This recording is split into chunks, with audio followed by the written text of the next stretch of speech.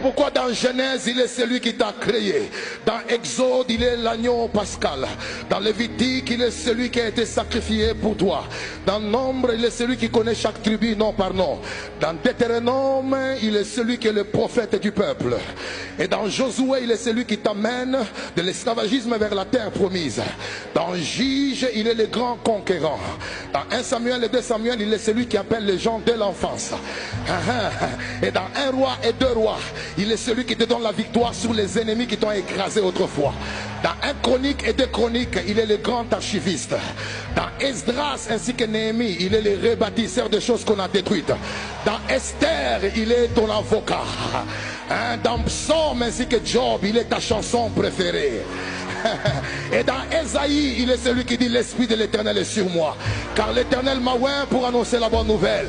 Il m'a oint pour guérir ceux qui ont le cœur brisé. Il m'a oint pour proclamer la libération des captifs. Et dans Jérémie, il est celui qui dit avant que je ne t'eusse formé dans le ventre de ta mère, je te connaissais.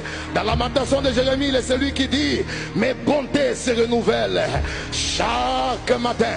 Dans Ézéchiel, il est celui qui dit même si tu es resté comme les ossements desséchés, je peux ramener la vie en toi. Je peux ramener la vie en toi. Dans Daniel, il est celui qui se présente comme le 4e homme dans le feu. Et dans Osée, il est celui qui dit mon peuple périt faute de connaissances.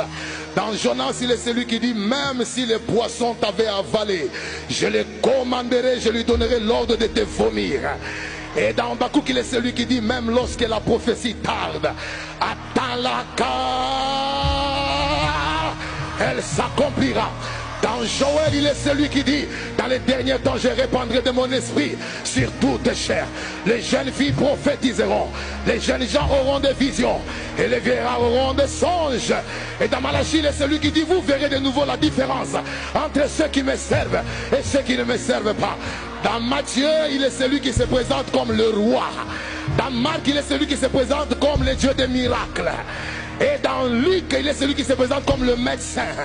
Ah oui, et dans Jean, il est celui qui se présente comme la gloire révélée de Dieu. Dans Actes des Apôtres, il est celui qui descend par le Saint-Esprit. Et dans Romains, il est celui qui dit je n'ai point honte de l'évangile, car l'évangile est une puissance qui sauve. Dans 1 Corinthiens, 2 Corinthiens, il est celui qui te donne la grâce de vivre l'enlèvement au son de la trompette. Et dans Éphésiens, il est celui qui dit autrefois nous étions loin de Dieu, mais maintenant en Christ nous sommes devenus proches de lui. Tu me donnes un bon amen, j'avance. Dans Jacques, il est celui qui dit humilie-toi sous la main puissante de Dieu et il t'élèvera au moment convenable. Et dans Éphésiens, il est celui qui dit nous n'avons pas à combattre